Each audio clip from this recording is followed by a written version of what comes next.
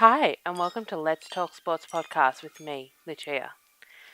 So, the Tampa Bay Buccaneers are struggling after a loss to the Los Angeles Rams, which I have got to put higher in my Super Bowl predictions because they look like a team that could beat anyone, and that would be the LA Triple. And as a Lakers fan and a Dodgers fan, I would not be too upset with either one of the LA teams winning, just on a side note. But is Bruce Arians and Tom Brady's relationship not strong? Is what Tom Brady needs Bill Belichick? These are questions that I think a lot of people are wanting answered in terms of Tom Brady and Bruce Arians. I think Tom Brady has been under Bill Belichick's system for 20 years. And look, I do think it's more Brady than Belichick because Bill can't be the one that's throwing the ball. And Tom Brady is the greatest quarterback to have ever played the game and probably the greatest football player ever. And I'm not being hyperbolic when I say this. I mean ever. He is incredible. But is Bruce Arians the right coach for Tom Brady? Also, a side note with the whole is it Belichick or Brady thing. We never said that about the Chicago Bulls. Was it Jordan or was it Phil? We never said that about Kobe and Phil. We never said that about those guys. Why is it only when we talk about Tom Brady and Bill Belichick do people want to say, is it more this guy or this guy? They were a great coaching and player duo. They may not have gone along, but yeah, I seriously do not think that Bruce Arians and Tom Brady are the same relationship. Although Tom Brady does need a kick up the bum sometimes when it comes to playing. He does rest on his laurels a lot and rests on his GOAT status. But I digress. I'm looking forward to seeing them bounce back this week against the Chiefs, which is an early Super Bowl game that we could possibly see happening at the Super Bowl. Now look, I'd love that. I would absolutely love that. Talking about that, we're 6 weeks away from the NFL playoffs. Can you believe it? Like, seriously, I did not think that we'd get to this point where we're 6 games away. We're 6 weeks away. I'm amazed and shocked and surprised over the fact that it is 6 weeks away. 6 weeks away are the NFL playoffs. And they have done it without having to go into a bubble, with rescheduling games, having games postponed and played, and having the Steelers having a very early bye week, having games rescheduled within the bye week.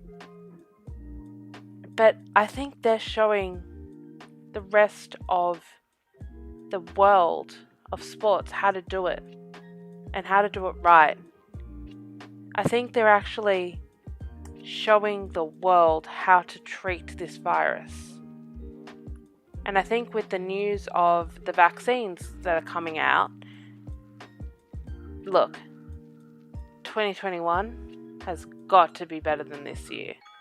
So let's look up instead of looking back. Let's look towards the fact that we are 6 weeks away from the NFL playoffs. That is crazy. We're just over 2 months away from the Super Bowl. It's crazy to think about that. Now let's move on to NBA free agency news. AD has still not re-signed.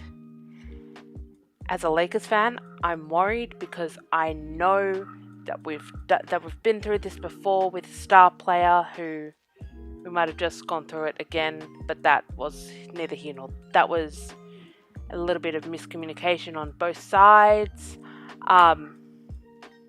in Dwight Howard.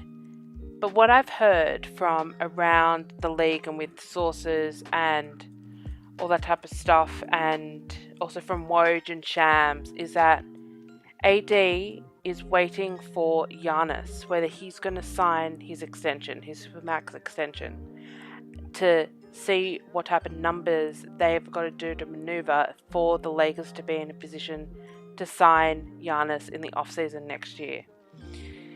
Now look, that is all well and good and said and done. That's fantastic. If we get Giannis, we would be a mega super duper uber team that I don't think could ever be beaten.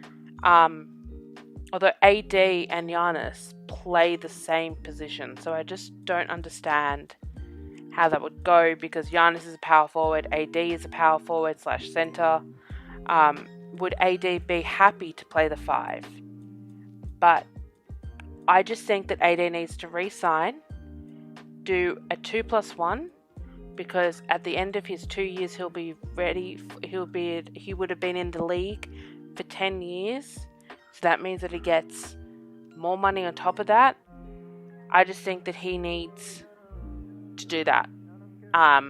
Just personally, not only for the fact that I'm a Lakers fan and I really want AD to re-sign, and the team got exponentially better in the offseason, and next week I'll get into why Rob Pelinka is the GOAT in terms of management at this time.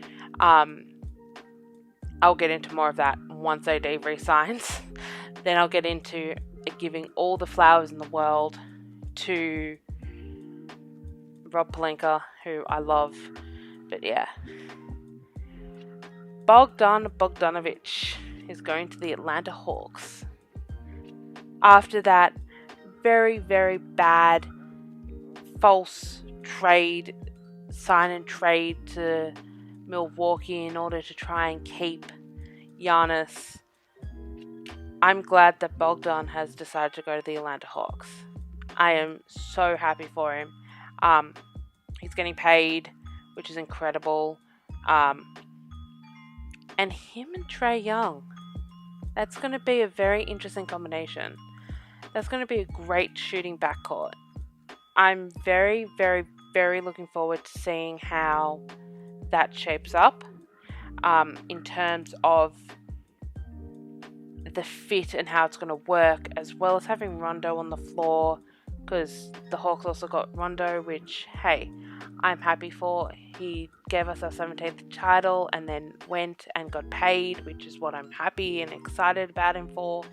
But yeah, I'm looking forward to seeing how that goes. They are a sleeper team in the East now. Marc Gasol to the Lakers.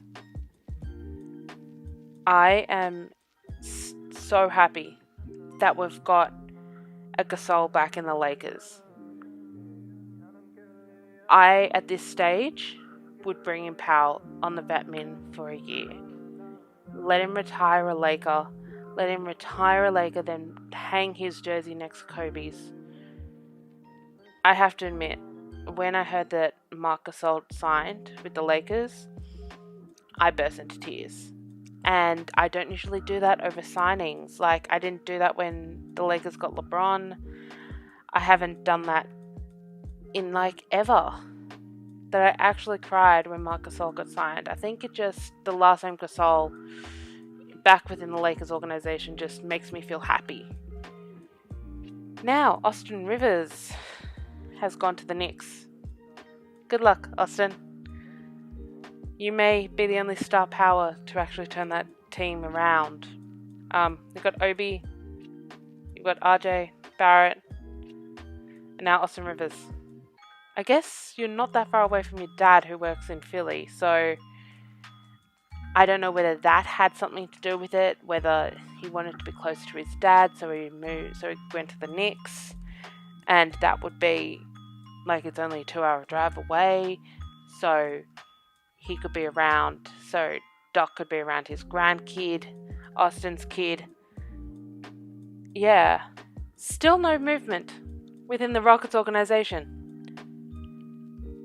You've had Russell Westbrook requesting a trade. You've had James Harden that wants out. And the thing you do is bring in Boogie Cousins. I don't know what the Rockets are willing to do. I know that Tillman Fertitta has said that he's willing for an uncomfortable season. And that is sure what you're going to get if you don't trade either one of them. I'm a little bit worried about that. Anyway, it's Thanksgiving. So, what am I thankful for in terms of the sports world? Well, number one, I'm thankful that we've got sports. I'm thankful that I can watch something that I truly love and I'm passionate about. And even if it's the Australian teams that are playing in the Australian football rules, in the cricket, in the rugby league, the rugby union, I'm just happy that we've got sports. This year has been a struggle for everyone, and I'm thankful that we've got sports. I'm also thankful for the fact that the Lakers won the title this year. Thank God. But yeah, happy Thanksgiving, everyone. So now let's get to the rundown of NFL Week 12. Yes, Week 12. We've got two blockbuster, well, not blockbuster, but traditional games that are played on Thanksgiving. We've got the early game, which is the Lions versus the Texans. I'm going to go with the Lions. I'm starting to become a believer in the Detroit Lions. We've got the Cowboys versus the Washington football team. I'm going with Washington. Yeah.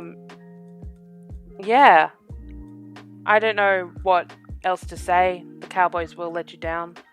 We've got the Bills versus the Chargers. I'm going with the Chargers. We've got the Colts versus the Titans. I'm going with the Colts. We've got the Vikings versus the Panthers. I'm going with the Vikings. We've got the Jags versus the Browns.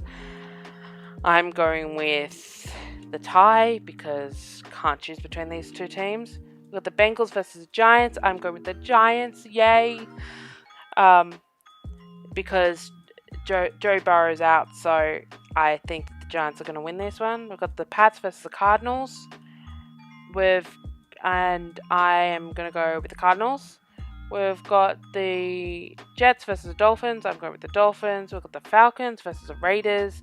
I'm going with the Raiders. We've got the Steelers versus the Ravens, which was rescheduled for Sunday's game. I'm going to go with the Ravens. I think it's about time the Steelers lose. I think that having them completely undefeated the entire time is not going to work, and it's going to make Big Ben go completely just run out of gas because he's getting old. He's getting up there with age. We've got the Broncos versus the Saints. I'm going with the Saints. We've got the Rams versus the 49ers. I'm going with the Rams. We've got the game that I want to see in the Super Bowl, the Bucks versus the Chiefs. I'm going with the Bucks. We've got the Packers versus the Bears. I'm going with the Packers. We've got the Eagles versus Seahawks. I am going with the Seahawks. That's a rundown of Week 12. So that is all for this week's episode of Let's Talk Sports podcast with me, Lucia. So I'll catch you all next week. Bye.